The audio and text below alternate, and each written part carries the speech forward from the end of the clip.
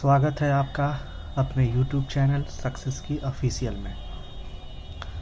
आज हम लोग हिस्ट्री इतिहास के लघु उत्तरीय प्रश्न संख्या 16 से 20 तक का हल करेंगे। प्रश्न संख्या 16 है, पानीपत की प्रथम लड़ाई कब हुई और किनके बीच हुई? तो पानीपत की जो प्रथम लड़ाई हुई थी वो बाबर और इब्राहिम लोदी के बीच हुई थी। बाबर जो तैमूर लंग के वंश का था, वह भारत आया और उस समय इब्राहिम लोदी दिल्ली सल्तनत का बादशाह था। उससे वो लड़ाई लड़ा और मुगल साम्राज्य की स्थापना की। तो इसका आंसर लिखेंगे हम लोग कि पानीपत की प्रथम लड़ाई 21 अप्रैल 1526 ईस्वी को हुई। पूछ रहा है कि पानीपत की प्रथम लड़ाई कब हुई और किनके बीच हुई। तो हम इसका आंसर लिखेंगे कि पानीपत की प्रथम लड़ाई 21 अप्रैल 1526 ईस्वी को हुई। इससे ऑब्जेक्टिव क्वेश्चन भी आपका आएगा। यह लड़ाई काबुल के तैमूरी शासक ज़हीरुद्दीन मोहम्मद बाबर, जिसको बाबर कहते हैं, तथा दिल्ली के सुल्तान इब्राहिम लोदी के बीच हुई। इस लड़ाई में बाबर की सेना ने इब्राहिम लोदी की सेना को परास्त कर दिया, यानी कि हरा दिया और मुगल साम्राज्य की स्थापना की। अगला क्वेश्चन है 17 नंबर क्वेश्चन है आपका कि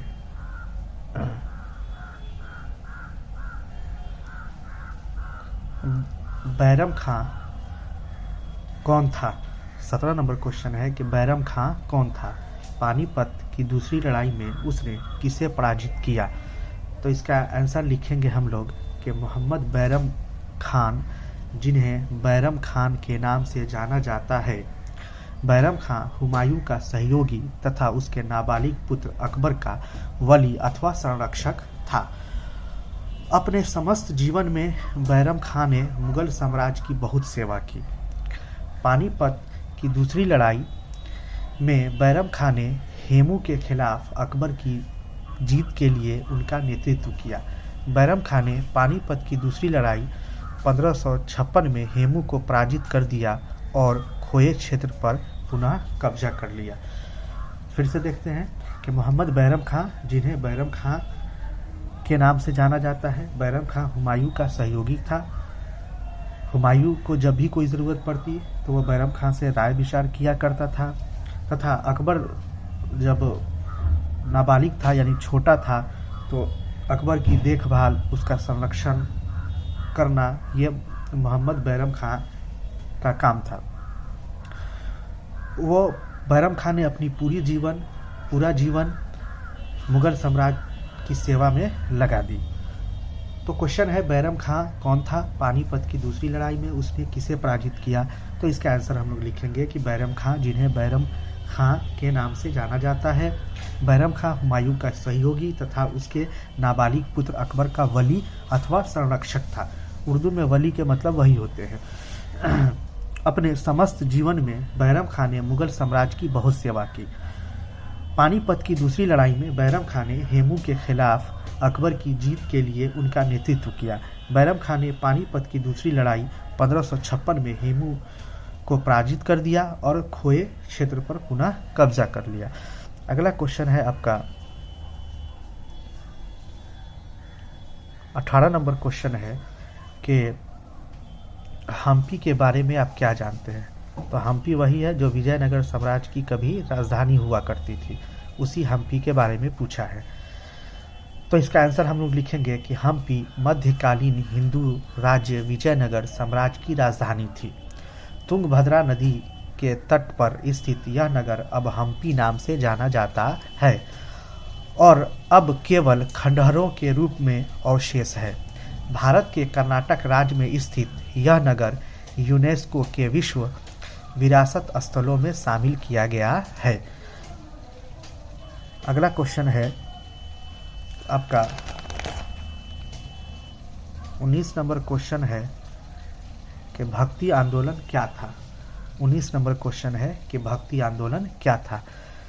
तो भक्ति आंदोलन जो था वो उसका आंसर हम लोग लिखेंगे कि भक्ति आंदोलन मध्य युग काल का एक धार्मिक आंदोलन था। यह धर्म से संबंधित आंदोलन था। यह भारतीय समाज का मौन क्रांति था जो हिंदू, मुसलमान, सिख द्वारा भगवान की भक्ति से जुड़ा था। भक्ति आंदोलन में सामाजिक धार्मिक सुधारकों द्वारा समाज में अलग अलग तरह से भगवान की भक्ति का प्रचार प्रसार किया गया। तो इसमें भक्ति आंदोलन में हम लिखेंगे कि भक्ति आंदोलन मध्य युग काल का एक धार्मिक आंदोलन था। यह धर्म से संबंधित आंदोलन था जिसमें इसमें बहुत से नए नए विचारक लोग उभर के आए, जो कहने का मतलब है ईश्वर के की भक्ति के अलग अलग तरीकों को बताया और अलग अलग तरीकों से ईश्वर की भक्ति की, और उसी जो उन्होंने तरीका बनाया उस तरीका का प्रचार प्रसार किया। अगला क्वेश्चन है 20 नंबर। जो क्वेश्चन है वो है कि कबीर कौन थे? कबीर शब्द का क्या मतलब है? कबीर कौन थे? कबीर शब्द का क्या मतलब थे? तो कबीर, आप जानते हैं कबीर दास के बारे में कि कबीर दास जो थे वो उनके दोहा आप लोगों ने पढ़ा है। तो कबीर दास के बारे में पूछ रहा है कि कबीर कौन थे। तो हम लोग लिखेंगे कबीर का भी जो संबंध था इससे ऊपर वाले क्वेश्चन जो हम लोगों ने भक्ति आंदोलन को पढ़ा है उससे इनका भी संबंध था।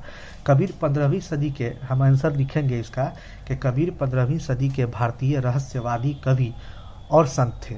वे हिंदी साहित्य के भक्तिकालीन युगों में परमेश्वर की भक्ति के लिए एक महान प्रवर्तक के रूप में उभरे। उनकी रचनाओं में हिंदी प्रदेश के भक्ति आंदोलन को गहरे स्तर तक प्रभावित किया। फिर सुने एक बार कि कबीर 15वीं सदी के भारतीय रहस्यवादी कवि और संत थे। वे हिंदी साहित्य के भक्तिकालीन युग में परमेश्वर की भक्ति के लिए एक महान प्रवर्तक के रूप में उभरे। इनकी रचनाओं ने हिंदी प्रदेश के भक्ति आंदोलन को गहरे स्तर तक प्रभावित किया। इसी में क्वेश्चन है फिर कि कबीर शब्द का क्या मतलब है? तो कबीर अरबी भाषा का एक शब्द है। कबीर जो होता है वो अरबी भाषा का एक शब्द है। कबीर का अर्थ होता है बड़ा, महान, उत्तम, श्रेष्ठ आदि। फिर मिलते हैं हम अगले क्लास में जिसमें हम लोग 21 से लेकर 25 तक के क्वेश्चन को देखेंगे। तब तक के लिए जय हिंद, जय भारत।